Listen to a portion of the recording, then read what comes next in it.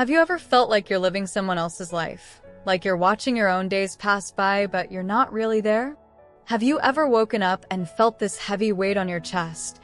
This feeling that you're trapped in a life you never chose, and no matter what you do, nothing will ever change? Welcome back to the Comeback Stories. Today's story is about a woman who felt trapped for 30 years, until 10 minutes every morning showed her the door she didn't know existed.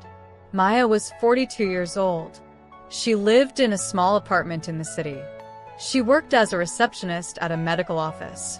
She came home every evening, made dinner, watched television, went to bed, woke up, did it all again. For 20 years, she did the same thing. Every single day. On the outside, her life looked fine. She had a job. She paid her bills. She wasn't sick. She wasn't homeless. She had a roof over her head and food to eat. But inside, Maya felt like she was dying. Slowly, quietly, one day at a time. The worst part wasn't the routine. The worst part was the feeling that this was it. This was her life. Forever. She would wake up in this same apartment, go to the same job, come home to this same empty evening, until she was old, until she died. Nothing would change. Nothing could change. Every morning when her alarm rang, her first thought was the same. Another day. Just another day to get through. She would lie in bed staring at the ceiling, feeling this crushing weight. Not physical pain. Emotional pain. The pain of feeling stuck. Trapped. Like her life was a cage she'd built herself, but couldn't remember how to unlock. Her sister Lisa visited one Saturday. They sat in Maya's small kitchen drinking coffee. Lisa looked around the apartment. The same furniture from 10 years ago. The same pictures on the wall. Nothing had changed. Nothing ever changed.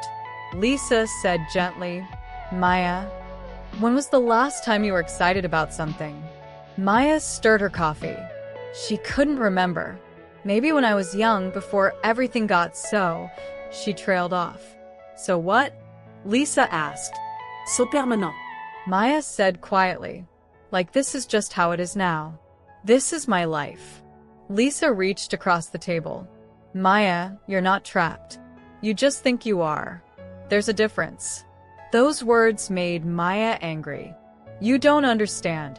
Maya said, I can't just quit my job. I can't just change everything. I have bills. I have responsibilities. I'm stuck. But even as she said it, something inside her whispered, Are you? Are you really stuck? Or are you just scared? That night, Maya couldn't sleep. She lay in the dark thinking about her life. When had it become like this? When had she stopped hoping for anything? She used to have dreams. She used to want things. But somewhere along the way, she'd stopped dreaming, started surviving. And surviving had turned into this empty routine that felt like a prison. The next morning, Maya woke up early, 5:30. She couldn't fall back asleep.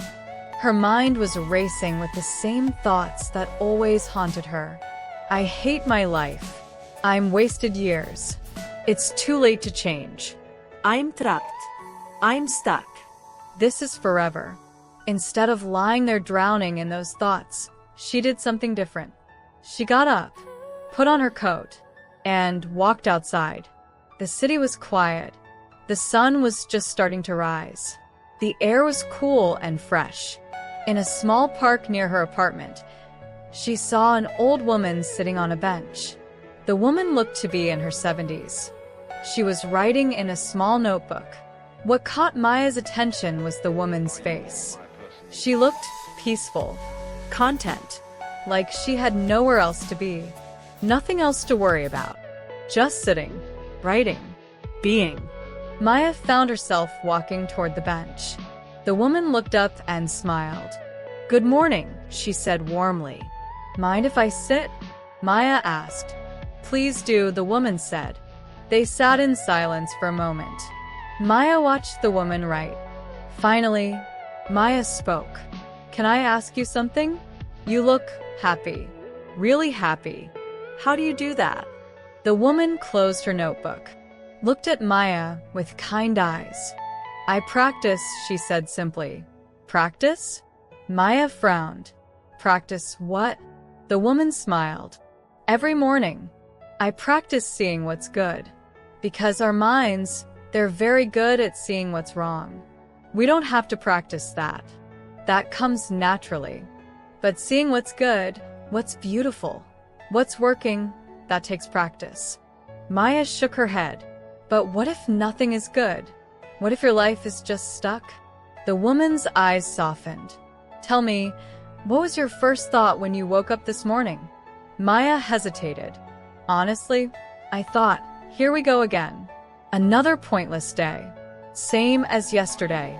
Same as tomorrow. I'm trapped. The woman nodded. And yesterday? Same thought. Maya admitted. And the day before? Maya realized with sudden clarity.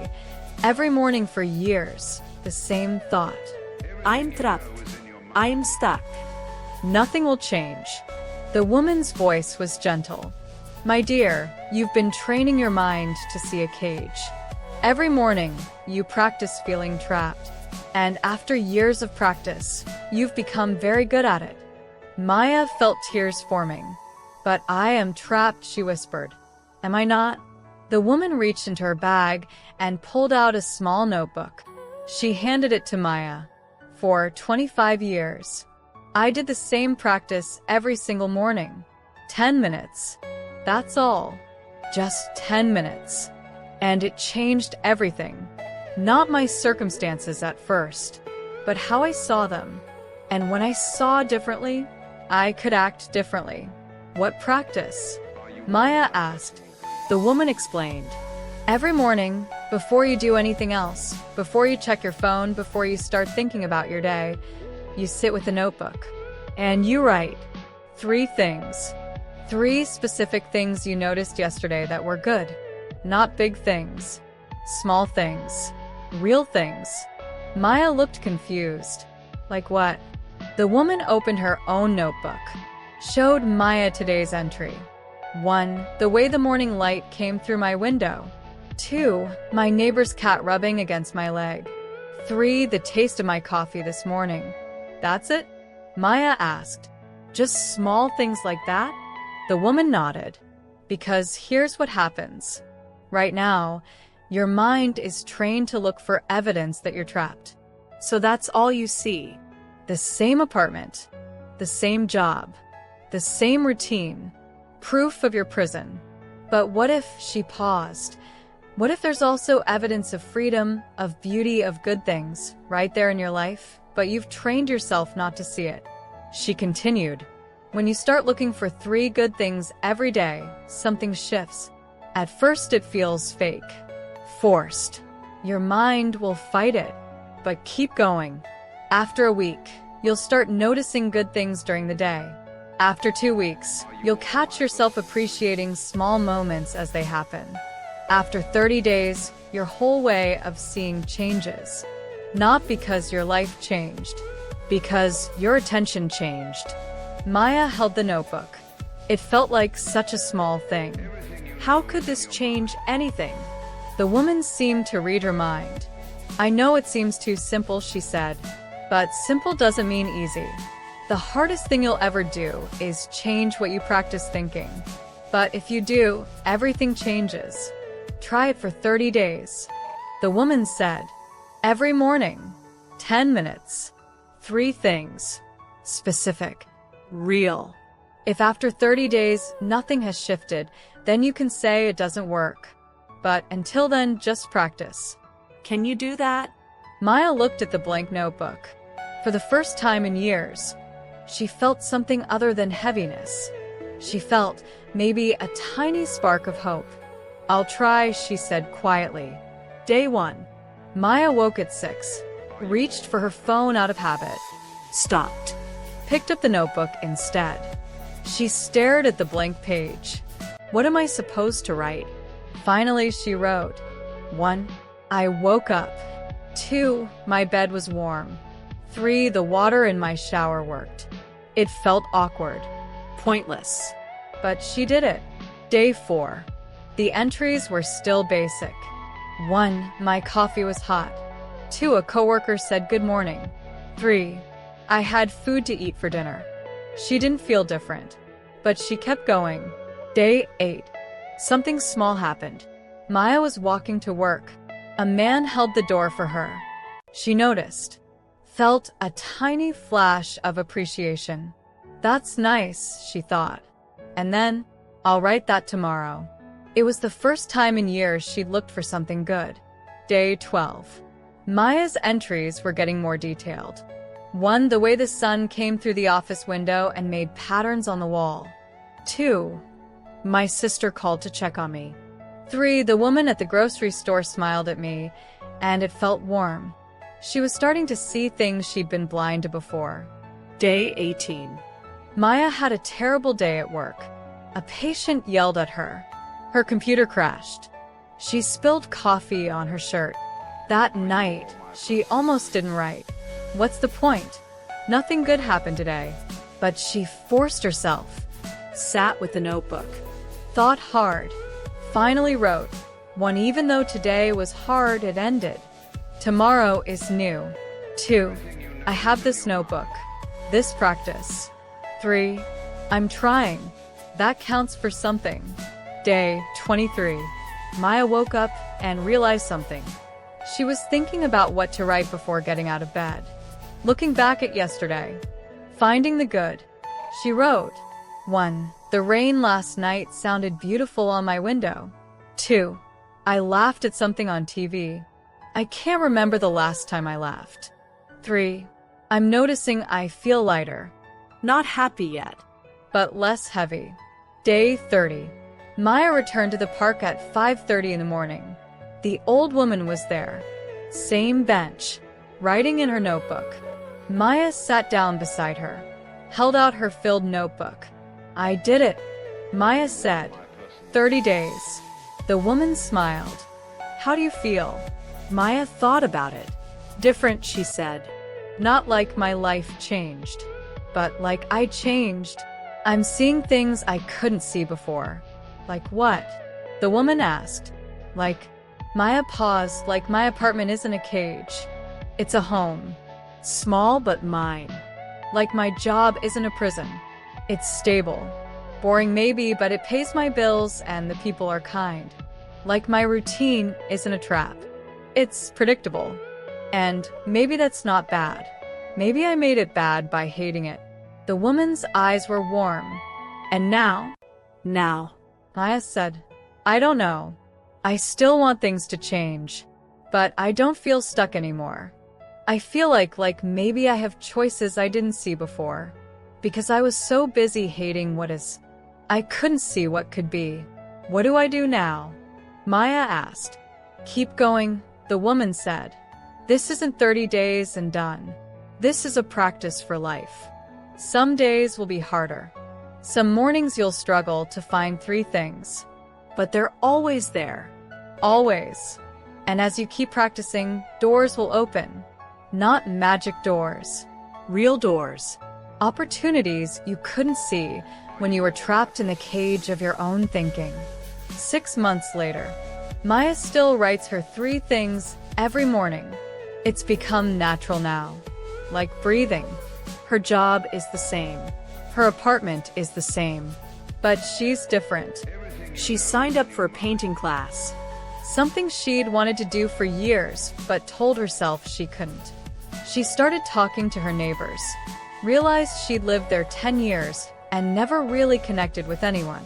She's saving money now. Not sure what for yet. But saving feels like hope. Like possibility. Like maybe someday she could make a bigger change. But even if she doesn't, even if everything stays exactly the same, she's not trapped anymore. Because the cage was never her circumstances. It was her thinking. And thinking can change. Maya still meets the old woman in the park sometimes.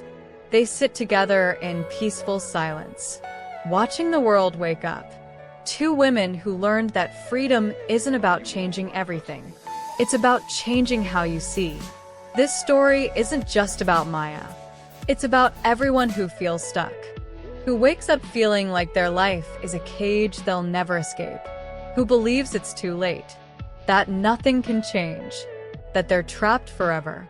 Here's the truth that changed Maya's life. You're not trapped by your circumstances.